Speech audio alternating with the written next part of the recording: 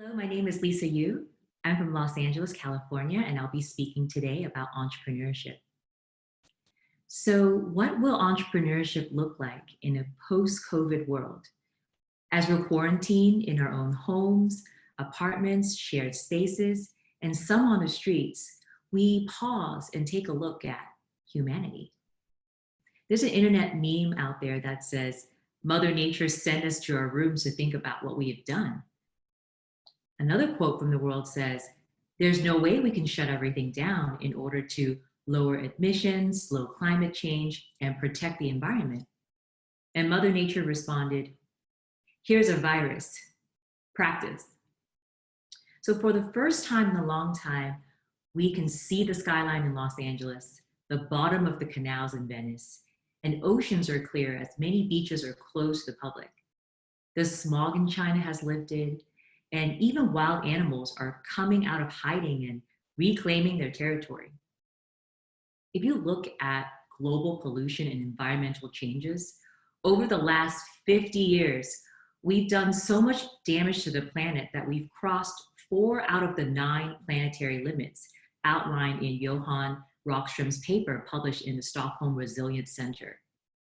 These are the boundaries that keep our planet hospitable to modern life.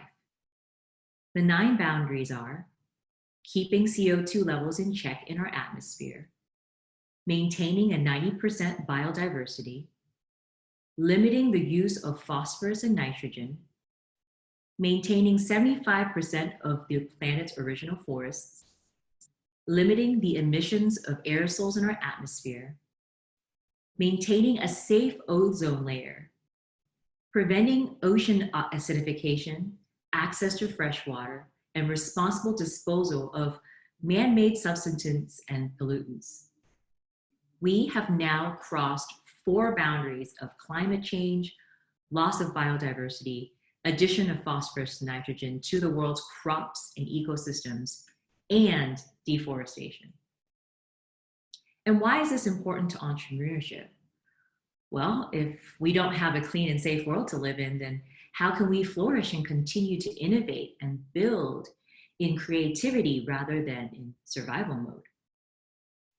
There are ongoing debates about whether we can reverse the effects of time and all the damage we've done. In the Gregorian calendar, we measure time in months, days, and years as before Christ and after Christ. And now we hear people referring to life pre-COVID and post-COVID. And here's the thing, there are 2 definitions of time. There's chronos time, which is Greek for the chronological aspect of time measured in hours, minutes, and seconds. And then there's kairos, which means a time when the conditions are right for the accomplishment of a crucial action, the opportune and decisive moment. The time is now. This is a call to action. To all of the entrepreneurs listening, this is the time we must invest in our future. In our history, we've had the Great Depression, the Great Recession, and now we've entered into the Great Pause.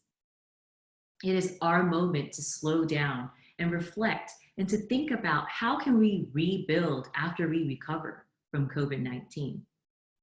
How do we as a species build resilient humans and sustainable solutions that have a net positive impact on society and the planet? How do we mobilize people into action? And how do we remain aware of our surroundings and look for opportunities to partner and for alliances to form? So I want to give you 3 practical ways to survive entrepreneurship in a post-COVID world. First is rebuilding. As we're rebuilding our lives and our business, it's an opportunity for reinvention. Are you applying new methods to solving problems or operating in the same way as you did before? Are you pivoting to a more efficient business model to survive a recession? Are you staying lean and growing at a healthy pace? Are there new elements that you're adding to your business to make it pandemic proof? Are you building innovative solutions to adapt to a new environment? I'm a big fan of R&D departments since I used to work at Microsoft Research, and I believe organizations should have a budget for it. Governments should allocate more funding to research and development. The best innovation happened during a recession time. And how will your role or function evolve, as there may be many things you need to tear down before you build it back up? Second is mobility. How do we mobilize people into action? Do you have a mobilization plan for your organization in case of an emergency? The fact that our country is not prepared for a pandemic and the rest of the world is reactive reveals that we do not have a mobilization plan or contingency plan in place. In contrast, when we were in grade school, we practiced fire drills, where about once a month, a false alarm would be signaled and we're filed into neat lines. We walk through a clear path down a set of stairs and we get ushered out the doors and we quickly exited the building to safety until the supposed fire clears. We did this regularly so that we can be ready and prepared if there was ever a real fire. And in our adult life, we kind of stopped doing that. I firmly believe that every organization should have some type of fire drill plan and preparations in place for any major future catastrophes. Can we adapt and mobilize? This will be very important for the future of business and government. And third, what alliances can be created during and after this time? Are you aware of your surroundings? What are your potential competitors and potential partners doing? Are you just fixated on building in a silo or rebuilding what you had before? Are you looking and thinking of creative ways that you can partner and work with your community? For example, let's say you have a transportation company, but you don't have the clientele to drive people around right now. Well, you could partner with small business owners and restaurants for delivery.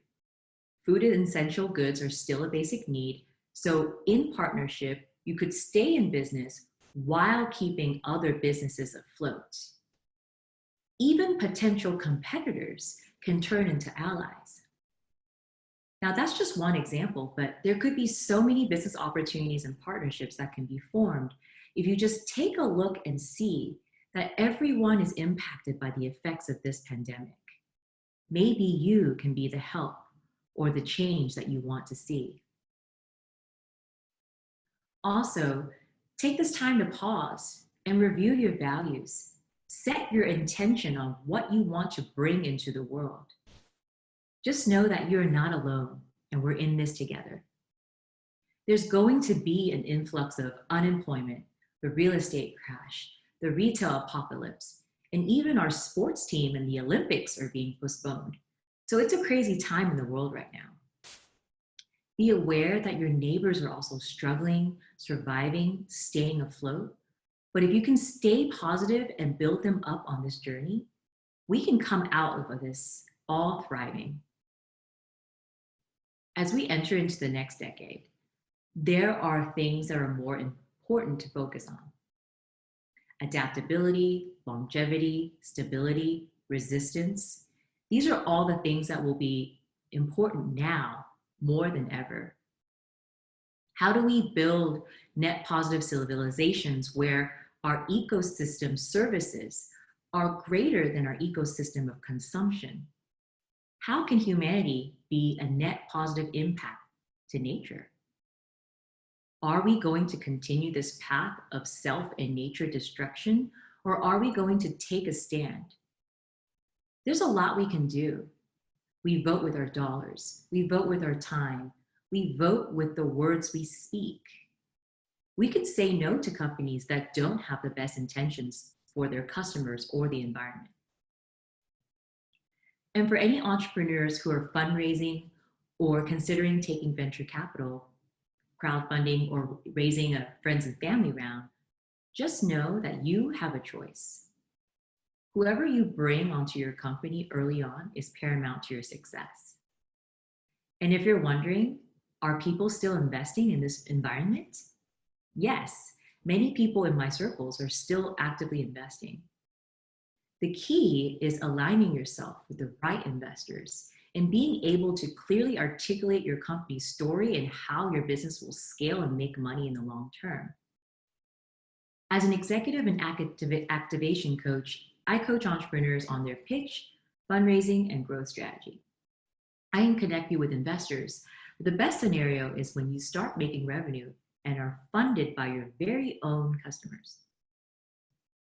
Today's best and brightest entrepreneurs are no longer building get-rich-quick schemes or shells of companies that only serve themselves. They are solving world problems like climate change, carbon reduction, ag tech, fixing the food supply chain, renewable energy, clean water, transportation, smart cities, healthcare, biotech, wellness solutions, ocean preservation, space exploration. These are the invention catalysts who will shape our future and challenge what we think are possible. Through this brave new world, new capabilities are born that drive rapid transformation and growth. My vision is to launch a fund that actively invests in resilient, world-changing companies focused on the 4 Ps: passion, people, profit, and planet, and to help people identify and manifest their dreams in life and in business. These are the areas of interest: human resiliency, regenerative planetary systems, reinvention, and frontier tech. I believe we have the power to collectively create a better world. For people who are entrepreneurs already, I commend you and are truly rooting for you to outlast this challenging season.